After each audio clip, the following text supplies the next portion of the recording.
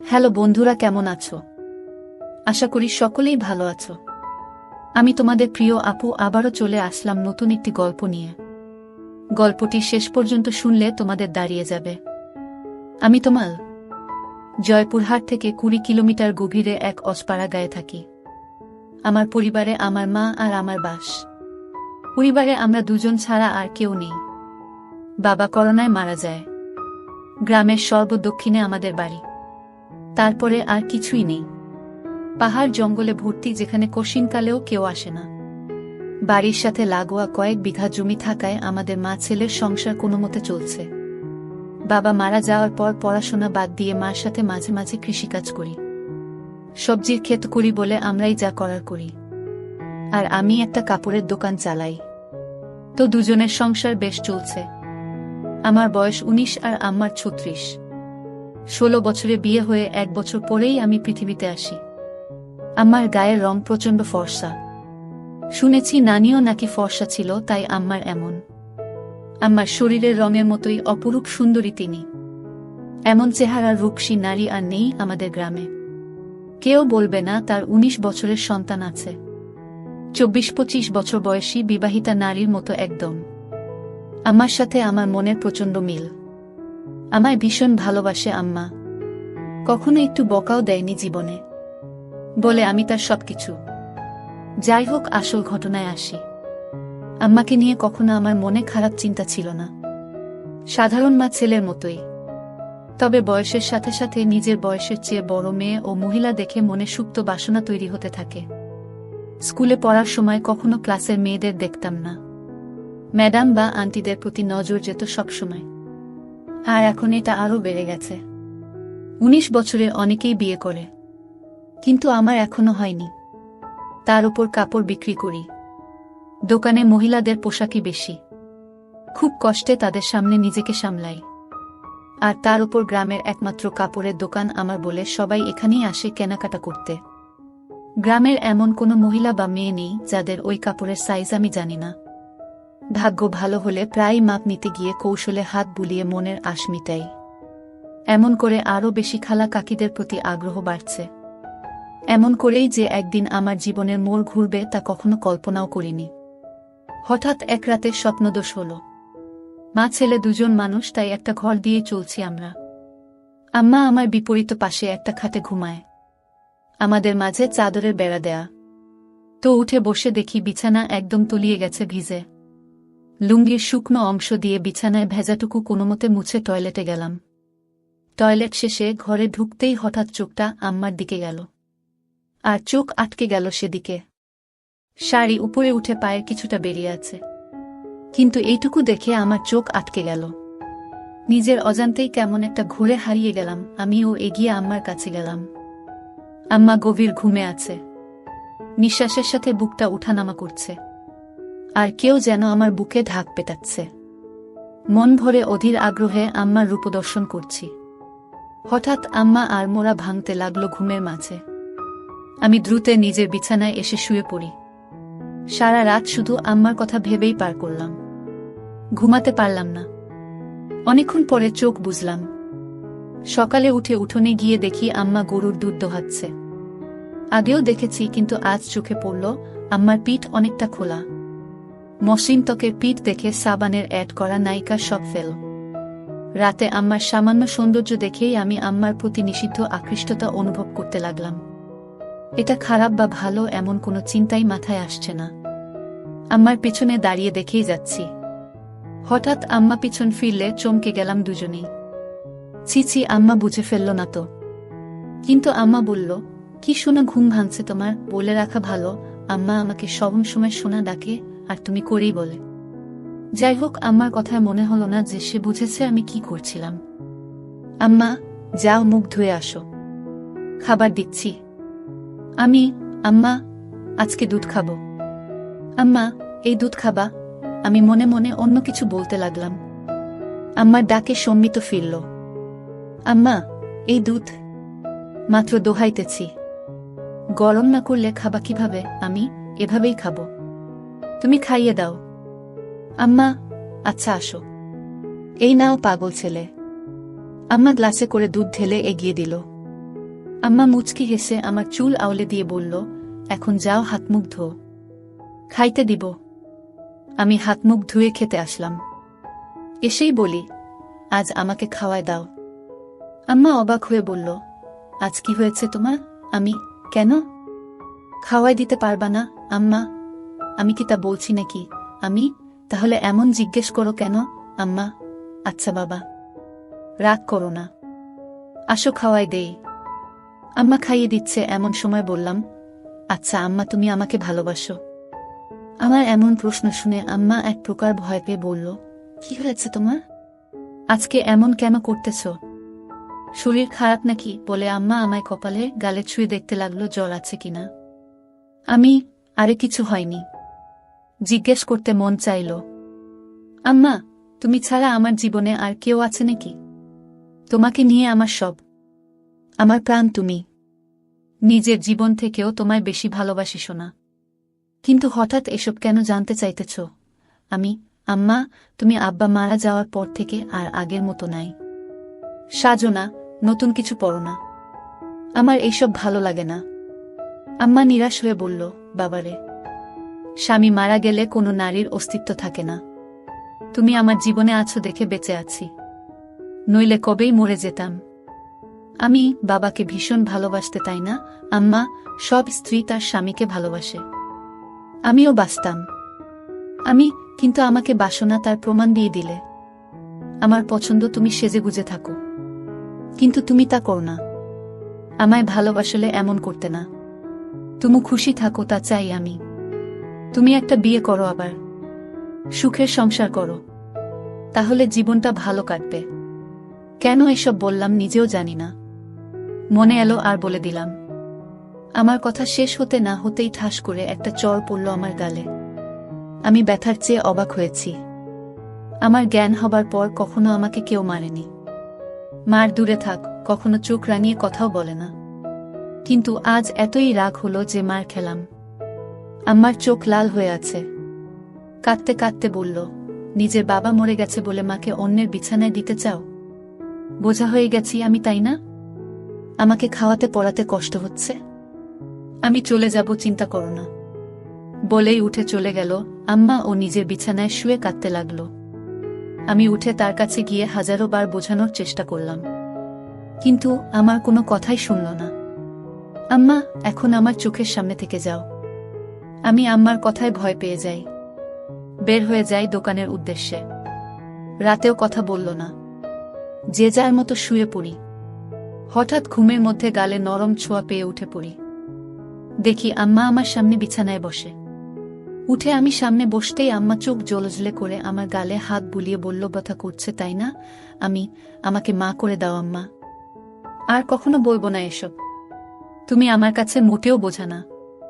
আমি ভেবেছি হয়তো তোমার ভালো হবে, কিন্তু তুমি কষ্ট পাবে জানতাম না। আমায় মাফ করে দাও। আম্মার সাথে সাথে আমায় বুকে টেনে নিল ও বলল, সোনারে, আমি তোমায় ভীষণ ভালোবাসি। তোমায় ছেড়ে কারো সংসারে গিয়ে নিজের সুখ চাই না। তোমার বাবার পরে তুমি আমার একমাত্র সম্বল। আর কখনো এমন বলো না সোনা।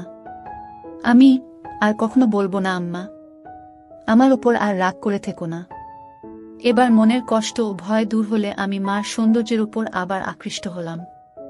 পরদিন বিকালে বাড়ি ফিরেই আমি চমকে উঠলাম। আম্মার পরনে একটা সবুজ শাড়ি আর হলুদ ব্লাউজ পরায় চমৎকার মানিয়েছে।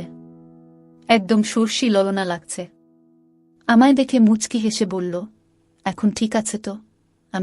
তুমি সত্যি আমার জন্য নতুন শাড়ি পরেছ আম্মা? নইলে কি অন্য কেউ আছে আমার? আমি খুশিতে আম্মাকে জড়িয়ে ধরি। আম্মাও সাড়া দিল। আম্মা, তুমি আমার জান। তোমার খুশিই আমার খুশি। তুমি নতুন নতুন সাজবে, তা আমার খুব ভালো লাগে। আম্মা, বুঝেছি। তোমাকে এখন সুন্দরী একটা মেয়ে দেখে বিয়ে দিতে হবে। আমি আর কখনো বিয়ের কথা আনবে না। আম্মা, সে কি? বিয়ে কেন করবে না? আমি শুধু তোমায় নিয়েই থাকব। আম্মা, আরে পাগল, আমি তো থাকবই। বিয়ে করতে তাতে সমস্যা কোথায়? আমার আর তোমার মাঝে অন্য কেউ আসতে পারবে না। আমি চাই না আমাদের মাঝে কেউ আসুক। আর কখনো বিয়ের কথা বলবে না। তুমি ছাড়া আর কাউকে নিয়ে আমি সংসার করতে চাই না। আম্মা আমার কথা মা ছেলের মমতাময় ভাব বুঝেছে, কিন্তু তা ছাপিয়েও যে আমি তার মন প্রাণ সব পাওয়াটা ভাবছি তা তো সে জানে না। আম্মা, আচ্ছা বাবা, আর বলবো না। আম্মা কিছুক্ষণ আমায় চেয়ে দেখল ও বলল, আচ্ছা যাই হোক। বললে না তো আমায় কেমন লাগছে? আমি একদম পরি লাগছে। তোমার মতো সুন্দরী এই দুনিয়ায় কেউ নেই। আম্মা লজ্জা পেয়ে বলল, আহ দুষ্টু, খালি মজা করো। আমি সত্যি বলছি, আমি। বিশ্বাস করো। আম্মা, আচ্ছা আচ্ছা হয়েছে, এখন যাও গোসল করে আসো। আমি পুকুরে গেলাম গোসল করতে। বাড়িতেই পুকুর আমাদের ঘরের পাশে। আমি গোসল করে গা মুছে সেই হালকা ভেজা গামছা পরেই এসে আম্মার সামনে দাঁড়িয়ে বললাম, ভিতর থেকে লুঙ্গি এনে দাও না আম্মা। হঠাৎ আম্মার চোখ খেয়াল করলাম আমার গামছার দিকে। নিচে তাকিয়ে দেখি আমার ওটা স্পষ্ট আকার বোঝা যাচ্ছে। তার মানে কি আম্মা তাই দেখছিল? আমি মেলাতে পারলাম না। সেদিন রাতে হঠাৎ ঘুম ভাঙল একটা অদ্ভুত শব্দে। উঠে ভাবলাম আম্মার কাছে দেখি বিছানায় নেই আম্মা। দরজা খোলা। হয়তো বাহিরে কোনো সমস্যা হয়েছে কিনা ভেবেই তড়িঘড়ি করে বাহিরে গেলাম। আম্মাকে ডাক দিলাম কিন্তু সাড়া নেই। হঠাৎ একটা শব্দ এলো গোসলখানা থেকে। পুকুরে গোসল করে আম্মা, তবে মাঝে মাঝে গোসলখানায়ও করে। তাই সেখানে এগিয়ে গেলাম দেখতে শব্দ খুঁজে। এগিয়ে যেতেই শব্দ বাড়ছে। হঠাৎ শব্দটা কেমন অদ্ভুত হলো। বুঝতে পারছি না এমন শব্দ কিসের জন্য করছে আম্মা। এগিয়ে গোসলখানার কাছাকাছি যেতেই পর্দার ফাঁকে যা দেখতে পেলাম তা আম্মার প্রতি আমার ধারণাই পাল্টে দিল। গোসলখানার দরজা নেই, পর্দা লাগানো বলে সব দেখছি, কিন্তু আম্মা জানেই না। আম্মা টিউবওয়েলের চোখা অংশের উপর বসে আজব কাজ করছে। শাড়ি পরা বলে তা দেখা যাচ্ছে না, কিন্তু বোঝা যাচ্ছে। কাজ সেরে আম্মা টিউবওয়েল থেকে নেমে গেলে আমি চুপি পায়ে ঘরে এসে শুয়ে পড়ি। চোখ বুঝে হালকা খুলে দরজায় নজর রাখি ঘুমের ভান করে, আর লুঙ্গি তুলে রাখি যেন দেখা না গেলেও আম্মার কৌতূহল বাড়ে। আম্মা ঘরে ঢুকল। দরজা আটকেই আমার বিছানার কাছে এসে দাঁড়াল। সে দাঁড়িয়ে থাকায় তার চোখে বাহির থেকে জানালার ফাঁক দিয়ে আসা চাঁদের আলোয় স্পষ্ট দৃষ্টি আমায় গিলে খাচ্ছে। ঘুমের মাঝে আমি আর মোড়া ভাঙার ভান করলাম। তাতে আম্মা তড়িঘড়ি করে চলে গেল নিজের বিছানায়। আমার মন খুশিতে নেচে উঠল আমার প্রতি এতই আকর্ষণ দেখে। কখন যে আম্মার কথা ভাবতে ভাবতে ঘুমিয়ে গেলাম বলতেও পারি না। সকালে ঘুম ভাঙতেই উঠে দেখি আম্মা এখনো ঘুমিয়ে আছে, কিন্তু অবাক করা বিষয় দেখি মাঝখানের চাদরটা সরিয়ে রাখা। আম্মাকে দেখে চোখ আটকে গেল। আমি আম্মাকে ডাকলাম, আম্মা উঠো, সকাল হয়ে গেছে তো। আজকে এতই সকাল হয়ে গেল উঠোনি যে? আম্মা ঘুম থেকে চোখ মেলে উঠে বসল, কিন্তু সামান্য বিচলিত নয় আমায় দেখে যে তার কাপড় ঠিক নেই। স্বাভাবিক গতিতেই কাপড় ঠিক করে বিছানা থেকে নামল। আমি, এতই দেরি যে? ক্লান্ত নাকি আম্মা? পরিশ্রম করা হয়েছে খুব তো, তাই ক্লান্ত। এখন ভালো লাগছে। আমি মনে মনে বললাম, কি পরিশ্রম তা তো জানি। এই চাদর সরানো যে আম্মা? আমি সরিয়েছি। ঘরে আমরা ছাড়া কেউ নেই, তো চাদর রেখে কি হবে? আর যে গরম পড়েছে, এভাবে চাদর থাকলে আলো বাতাস চলাফেরা করে না। আম্মার যুক্তি শুনে মুচকি হাসলাম মনে মনে। আম্মা, তোমার খিদে লেগেছে তাই না? তুমি হাত মুখ ধুয়ে আসো। না, আগে গোসল করব, তারপর খাবো বলেই আমি পুকুরে গেলাম। আজ গামছাও নিলাম না। গোসল করে ভেজা কাক হয়ে এলাম আম্মার কাছে।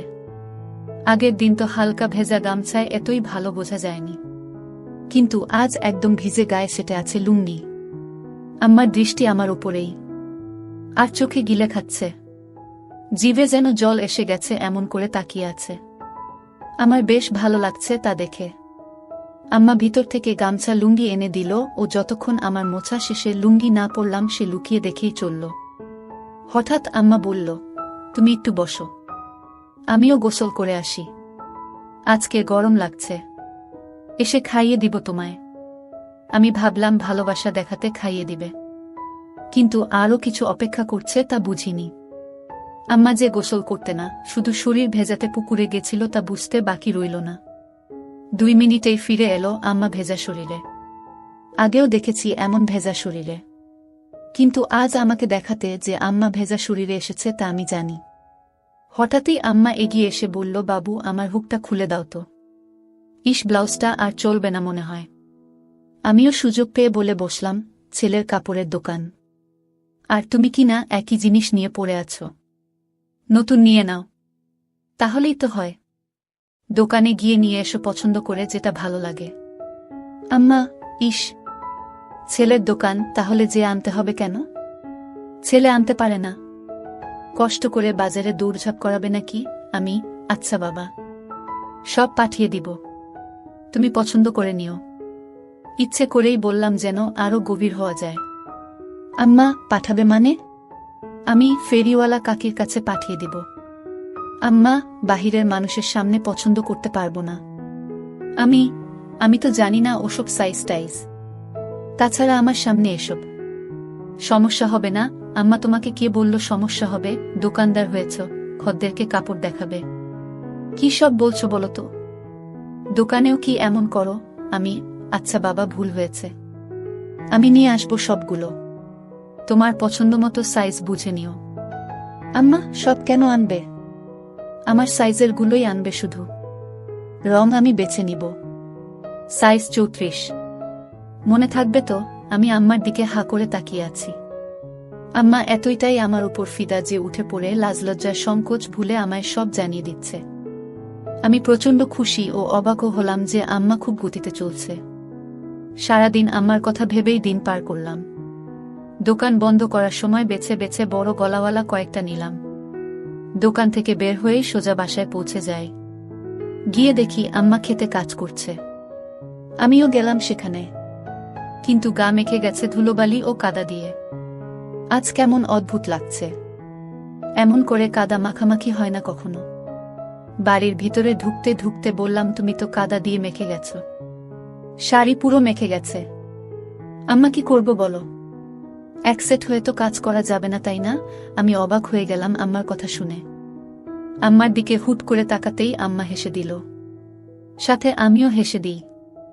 ধীরে ধীরে কেমন একটা ঘুলে মিলে যাচ্ছি দুজনে। সবজির ডালা রাখার পরে আম্মা বলল, আমার জিনিস আনছো? আমি পরে দেখো, সাইজে না হলে পাল্টায় আনব। আম্মা বলল, সাইজ হবে, বিশ্বাস আছে তোমার ওপর, বলেই মুচকি হেসে চলে গেল ঘরে। আমি বাহিরে দাঁড়ানো। একটু পরেই আম্মা ডাক দিল। ভিতরে যেতে যেতে ভাবলাম মজার কিছু হবে, কিন্তু আম্মা আমায় হতাশ করল। আম্মার হাতে একটা হলুদ শাড়ি গামছা। আম্মা, তুমি একটু বসো, আমি গোসল করে আসি, বলেই আম্মা পুকুরে চলে গেল। কিছু না ভেবেই চলে গেলাম একটু পরেই পুকুরের কাছে। ঝোপঝাড়ে গিয়ে দাঁড়িয়ে উকি মারতেই চোখ কপালে উঠে গেল। আহ, কি সুন্দর লাগছে, বলা বোঝানো যাবে না। হঠাৎ একটা পিঁপড়া কামড় দিলে আচমকায় মুখ থেকে অস্ফুট বাকি উফ শব্দ হয়ে গেল, আর ঝোপঝাড় একটু নড়ে গেল। আম্মা একটু চমকে এদিকে তাকালো ও দেখতে লাগলো এদিকে। পরক্ষণেই আমায় অবাক করে দিয়ে আম্মার মুখে একটা মুচকি হাসি দেখতে পেলাম। মাথায় ঢুকল না আম্মা কি আমায় দেখেই ফেলেছে কিনা। হঠাৎ নিচে পায়ের দিকে তাকিয়েই দেখি আমার শরীর পুরোটাই আম্মার দিক থেকে দেখা যাচ্ছে। আমি প্রচণ্ড লজ্জা পেলাম ধরা পড়ে, কিন্তু আম্মা তো আমায় ধরা পড়তে দেয়নি দেখে খুব ভালো লাগলো। আম্মা এবার দেখাল কারিশমা। আগে পানিতে একটা ডুব দিয়ে পানি থেকে উঠল, তখনই আমায় আকাশ থেকে ফেলে আম্মা অকল্পনীয় কাজ করল। ডানায় উঠে দাঁড়িয়ে আগে আমার দিকে তাকিয়ে একটা অদ্ভুত মুচকি হাসি দিল। এই প্রথম আমার আম্মার এই রূপ দেখে আমি হতবাক। আমি দ্রুত ঘরের সামনে চলে যাই ও দরজায় বসে থাকি। তখন আম্মা এলো আবার অবাক করে। আমার সামনে এসে দাঁড়িয়ে মুচকি হেসে বলল, খিদে লেগেছে সোনা? আমি, হ্যাঁ আম্মা। তোমার এতই সময় লাগলো যে? আম্মা, তুমি জানো না বুঝি? আমি ভ্যাবলার মতো তাকিয়েই আছি আম্মার চোখে। দুজনই একটু আগের বিষয়টা জানি, কিন্তু কেউ স্বীকার করে এগোতে পারছি না। সময় নিচ্ছি, কিন্তু আম্মার এক ধাপ এগোনো হয়ে গেছে। আমার দিকে এক প্রকার এগিয়ে এসে বলল, কি দেখছো সোনা? আমিও লজ্জা সংকোচ কাটিয়ে বলি, তোমার জন্য এনেছি, ওগুলো পড়লে ভালোই লাগবে। আম্মার মুখে মারাত্মক একটা হাসি এনে বলল, কেন এগুলো ভালো লাগে না আমায়? আমি, ভালো লাগে, কিন্তু আমি যা এনেছি তা এর চেয়েও সুন্দর, মানাবে। আম্মা, বেশ নজর রাখছ দেখছি আম্মার উপর। আম্মা আমায় সুযোগ দিচ্ছে। আমি তা ভেস্তে দিলাম না। বললাম, আমার খদ্দের তুমি। কোনোটাই কেমন লাগবে তা আমার দেখা দায়িত্ব। আম্মা চোখ পাকিয়ে বলল, তাই? তাহলে তো গ্রামের সব মেয়ে মহিলার দিকে দেখা হয়ে গেছে। আমি হকচকিয়ে গেলাম। কথা সত্যি, কিন্তু বুঝলাম আম্মার খানিকটা জ্বলন হচ্ছে। তাই আরেকটু জ্বালাতে বললাম, সবাইকে কি আর দেখব? যার জন্য সাধারণ ভাবনায় যা দেখা লাগে তাই দেখি। টাকা দেয় ভালো জিনিস দিতে, বুঝে শুনে ভালোটাই দিই। আমিও কি সবার কাতারে পড়ি? আমাকেও কি টাকা দিতে হবে? আমি মুচকি হেসে বললাম, যদি খদ্দের হয়েই থাকো তাহলে দিবে টাকা। আমার অধিকারে নেওয়া পাপ। তুমি কি হিসেবে চাও? ঢিল মেরেছি। এবার ঘুঘু ধরা নিজেই পড়তে চায়, তাই ঢিল নিজেই গায়ে লাগাচ্ছে। আম্মা, তা দেখা যাবে, তুমি বসো। বলেই আম্মা ভেজা শরীর নিয়ে ঘরে চলে গেল। কিন্তু দরজা খোলাই আছে। কখনো এমন করেনি, কিন্তু আজ করেছে। 2 মিনিট পরেই আম্মার হঠাৎ ডাকে ভয় পেলাম। ভাবিনি এতই তাড়াতাড়ি ডাকবে, কারণ এতই তাড়াতাড়ি কাপড় পরা হয় না। তাহলে ডাকলো কেন? আমি ভিতরে আসব? আম্মা, হ্যাঁ এসো। আমি মন ফুরফুরে করে এগিয়ে ঘরে ঢুকেই চোখ জড় হয়ে গেল। আমার মনে ঝড় উঠে গেল আমার প্রতি এতই সদয় দেখে। আম্মা আমায় নিজে থেকে দেখাচ্ছে বলে গর্বে বুকটা ভরে গেল। আমি আম্মার সামনে গিয়ে হয়ে দাঁড়িয়ে আছি। এমন সময় আম্মা গলা কেসে বলল, কি হলো দোকানদার? মাপ ঠিকই তো এনেছে দেখছি। এতই ভালো মাপ কি করে আনলে? আমিও আমার সামনে খদ্দেরদের সাথে যেভাবে কথা বলি সেরকম বললাম, এত বছর ধরে ব্যবসা করি, জানবো না আম্মা, অন্যদের তো মাপ নিতে হয়। আমার লাগলো না যে আমি তোমার কি অন্যের সাথে যায়। তুমি আমার সামনে সব সময় থাকো, আগাগোড়া সবই তো দেখা আছে। কথাটা আচমকা বলেই ফেললাম, যদিও এখনই বলতে চাইনি। কিন্তু আম্মার মুখে তা শুনে দুষ্টু হাসি। আম্মা, যাক, ভালোই এনেছে। আমি তোমার গায়ে ফিট হয়েছে তো? কোনো সমস্যা হলে বলো, অন্য সাইজ আনবে তাহলে। আম্মা, একদম ঠিক আছে, কিন্তু একটা জিনিস বলা দরকার। আমি কি? বলো। আম্মার উত্তেজনা দেখে আম্মা হেসে দিল মুখে হাত দিয়ে। আমিও সামলে লজ্জা পেয়ে বললাম, কি জিনিস আম্মা? আরে কোনো সমস্যা না, একদম মাপ মতন হয়েছে। কিন্তু আমার আরেকটা টাইট পরার ইচ্ছা। মাপ তো তুমি জানোই, তবুও একবার মাপ নিয়ে নাও। আমি আমার প্রতি এতই আহ্বান দেখে মুগ্ধ। আম্মা তার গায়ে ছোঁয়ার সুযোগ করে দিচ্ছে। আমি এতই মুগ্ধ যে তাকিয়েই আছি। আম্মা, তুমি মনে হয় মাপ নিবে না? সরো, কাপড় পরে নেই। আমি, আরে না, এই তো নিচ্ছি। এক প্রকার দৌড়ঝাঁপ করে ফিতা এনে আম্মার সামনে দাঁড়ালাম। অন্যদেরও তো স্বাভাবিকভাবেই মাপ নেই, কিন্তু আম্মার সামনে এসে বুক ধরফর করছে। কোনো পাশ থেকে শুরু করব তাই বুঝতে পারছি না। এতই পাগল হয়েছি যে কিসের জন্য মাপ নিব তাই জিজ্ঞেসই করিনি। আম্মা মুচকি হাসছে আমার কাণ্ড দেখে। আমি, কি হলো, হাসছো কেন? আম্মা, কিসের মাপ নিবে তুমি জিজ্ঞেস করেছ? আমি, ও তাই তো। কিসের আম্মা? জামার। পাগল ছেলে, তুমি যে দোকান করো কিভাবে জানি না। নাও এই ধরো। বলেই আম্মা হাত দুটো দুদিক ছড়িয়ে দিল। আমি একটু ঝুঁকে পিছন দিয়ে ফিতা এনে বুকের উপর রাখলাম।